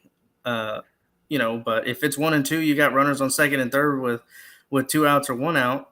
Don't ever lean into your worst pitch. Right. Maybe that's the problem, and that would take us going and looking at film. But really, the truth is, like the numbers don't lie. Well, right, and it's just a 2-year trend. The sinker was bad last year too. Yeah. Right. So it's like, guys, I know we sound like a bunch of data nerds right now. That's fine. You can call me whatever you want.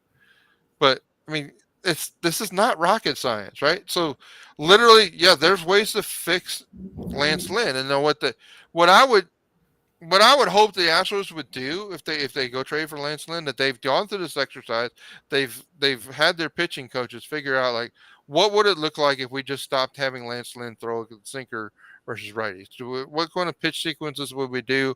They would take this conversation we're having, and they would advance and build a whole strategy for how they would use Lance Lynn, and really convince themselves whether or not they thought that was going to be. And at least, I mean, if he has literally a 212 pitch, a 319 pitch, a 313 pitch, and a 204 pitch, that's a better than the average major league pitcher versus right-handed hitters. That's very good. Now, the problem is versus the lefties, it looks a lot worse.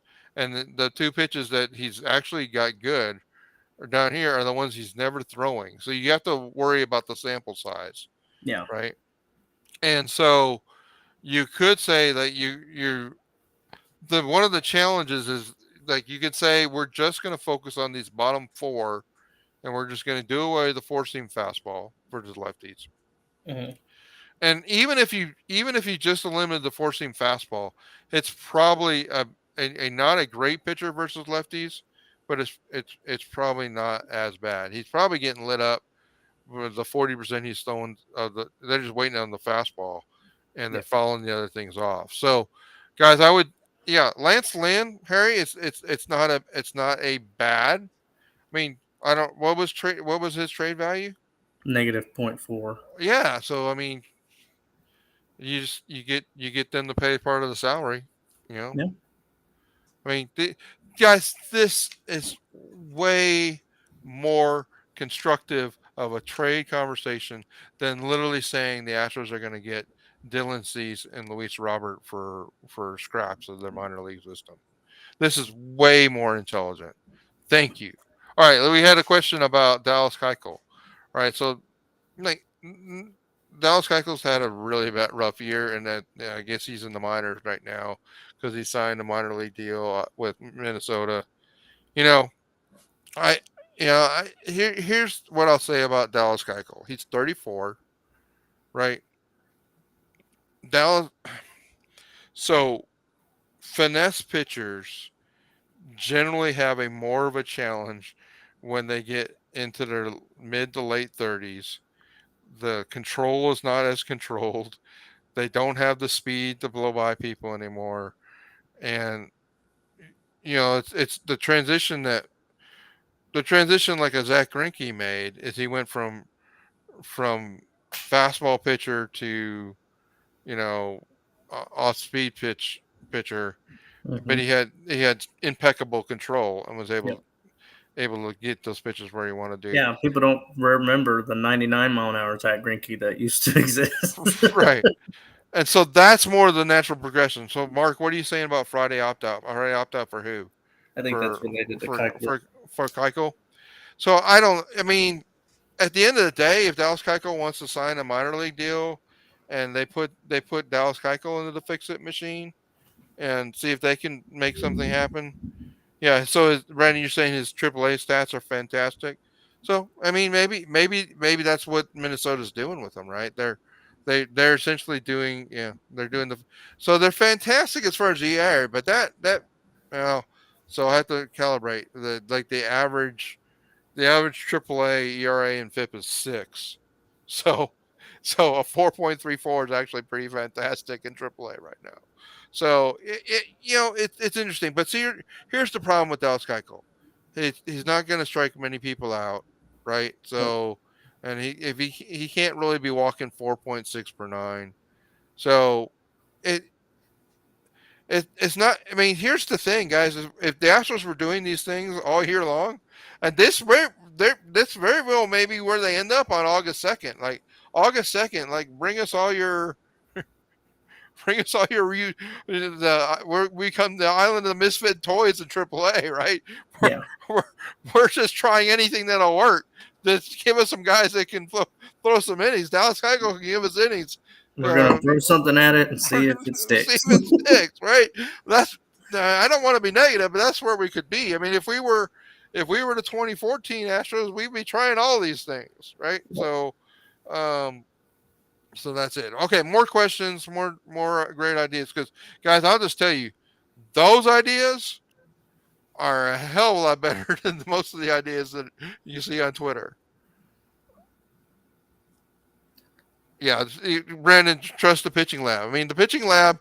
I mean, we gave you kind of the introduction to the pitching lab, right? That's what the Astros do typically in the pitching labs. Like, stop throwing the bad pitches. It's really advanced, right? It's like, come on, Larry. It's not that. It's really not that easy. It's really not that simple, is it? Yeah, it kind of is. It starts there, and then it advances to and then you dive even deeper. Like, well, is this hitter better against the slider or this pitch? Right. And then you start to really understand sequence on sequence because, and that's what Larry and I have always said. There's a game within a game on the field.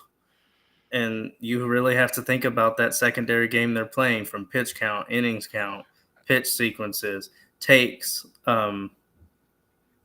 the types of swings that they're making, things like that. All that type of stuff is what is really drives the success for these teams. Right, I'm going to say this, and I mean, somebody's going to probably clip this portion of the video. This is what Martin Maldonado does really well, guys. This is the value of him being a scout on the field, coach on the field. He can do it, but I know.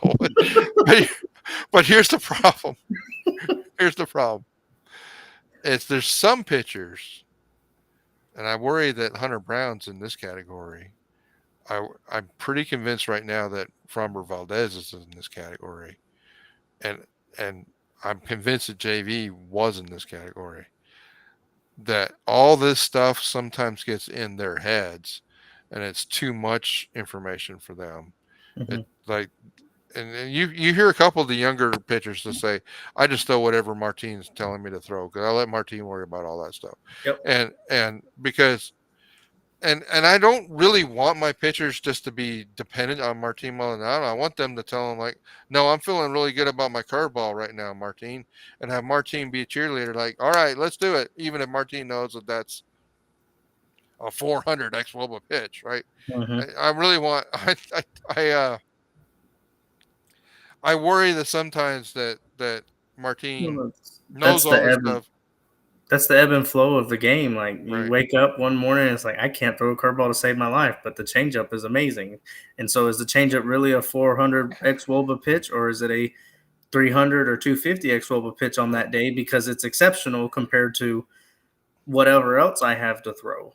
And there's a feel versus real type thing. And, that's the beauty of the sport is, and that's the other thing that these guys always have to understand is, like, these guys wake up feeling different every day, and so they are reacting to what their body and what they're able to do on that day, and they may not always have it, and we see that a lot. Yeah. So Mark, tell me what teams you're referring to. You're talking I've forgotten. JP Sears is interesting to me. All right, well, let's look at JP Sears. Mark, tell me which teams you want to know about because I already talked about the Cardinals. I guess they're not one of the bottom. They'd be Sears, one of the bottom three. All right, let's look at JP Sears. All right, so yeah, it's interesting. So, all right, so Oakland. Now, is Oakland gonna? If you're Oakland, are you gonna trade a JP Sears, Brandon? I mean, like, isn't this a guy that they want to build around? I mean, I know he's 27, so maybe the answer is he's too old to necessarily build around. But 3.99 ERA, he would not. So his advance, his FIP and his XFIP would have meant that he missed my filters because of that 4.91. I would have like, no, I don't want that. But you know, hey, you're right. I mean, it's a 3.99. It's interesting. I don't know what his trade value is. If you can tell me what his trade value is, we can look at, or we can go look it up real quick. But like, I don't know that. Yeah, I mean that's true. For the right price, they'd probably sell anyone. What's his trade value? What's his trade value? Let's see. So Sears. Problem is he's going to have a lot of control. Come on, the old trade values website's a little slow sometimes. How old is he? He's 27 and 081 service time. So he's got a lot of service time left. Not a free agent until 29. Come on, Trade Values website. Hmm. Now you guys know my pain here. All right. So, yeah. Okay. So JP Sears, 22.4.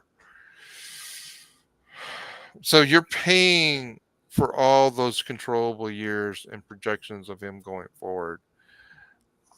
Brandon, I wouldn't pay for that. I,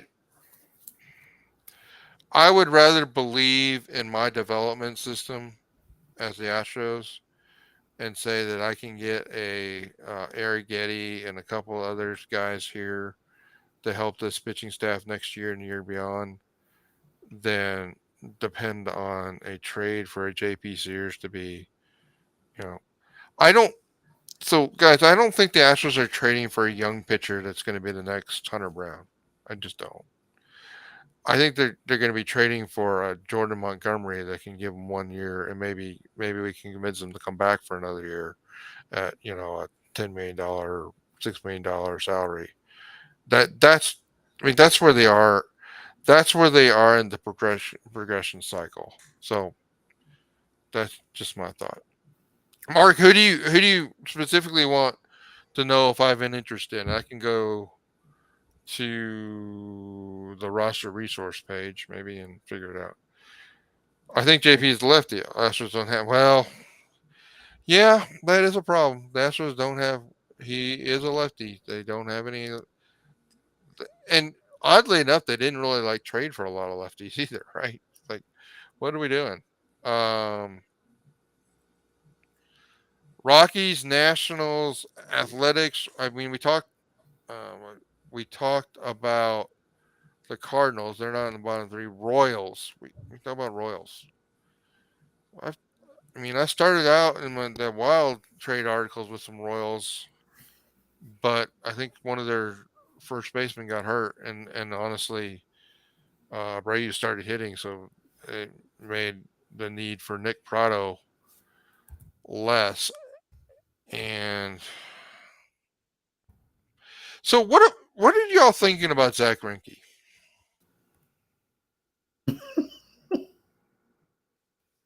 I've actually thought about this.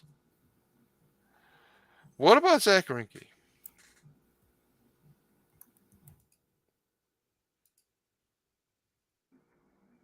I mean, it's not been pretty this year for Zach Greinke, No. right?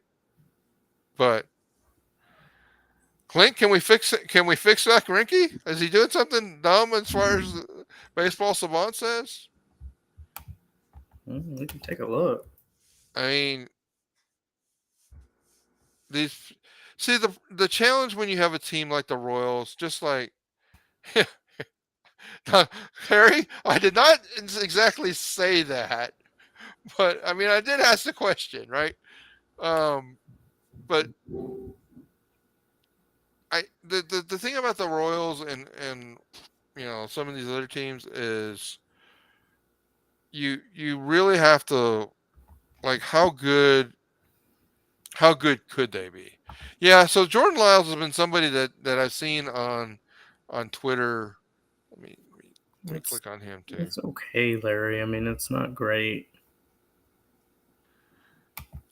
Yeah, so I worry with Zach that he's just done. Now, see with Jordan Lyles, I mean, you guys are like taking like you guys are going deep diving, and I in my articles I was like, no, they got to be proven that they're good, right? Mm-hmm. And you guys are going like, well, what about can we fix this guy? Yeah, I'm sure there's like 100 pitchers out there that we could fix. Do we want to put? Well, I guess it kind of goes back to let me do this. Let me show it this way. With the Astros, if we add somebody and we bring them in, and we bring a major leaguer in, we've got to be taking somebody out. So who are we taking out? It's probably Seth Martin. Well, so Joel Connell's gone when Urquidy's back.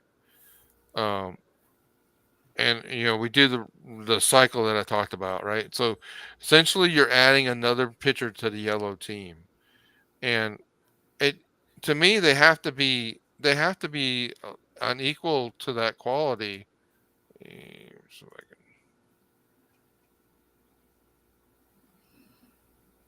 can, oh, that's the wrong group. Sorry.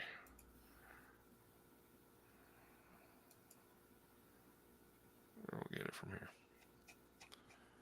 They have to be equal to the hybrid crew, right? They have to be equal in quality Mm-hmm. to JP France, Jose Urquidy, Brandon Bielak, Ronel Blanco, and Seth Martinez. Or and the Astros maybe have a month to fix one of these guys, right? And I don't know when they're going to do that. And you can say they're going to do that when they've got Hunter Brown down, right? Well, they've got a complicated. I mean, I'm all in favor of adding another arm that can help, but I, I, I just don't know. Like, if it was last year and we're talking about this, then by all means, because we got a big enough lead, we're bulletproof, right? We we're all talking about like as if the Astros are going to be in the postseason, right? We we got to get to the postseason. We don't even know that they're going to get into the postseason. So guys, we're almost at the 2 hour mark. I think it's been a great conversation. I hope you guys have enjoyed it. Um, so we'll clip these videos up a little bit and put them together. But hopefully, you guys have had some real trade talk, real trade deadline talk here. And Clint, thanks for joining in. Revelations. Yeah, thank you for joining. And Thanks for having me. I'm glad it worked out. It's always fun to talk about it. All right, guys. All right, guys. So the last pitch. If you haven't liked the video yet, please like the video. If you haven't subscribed to the YouTube channel, please subscribe to the YouTube channel. If you haven't subscribed to the website, please subscribe to the website. And if you really want to make me a happy man, go to the Patreon site, and sign up for the Patreon. That will really help me pay the cost of the website and pay to actually even do some more like advertising and stuff like that to get people to come to the website. And that way we can counteract the BS that gets on the internet and really have people come to where the smart people go for their Astros information. LarryGM.com. Thanks, guys. Have a good night.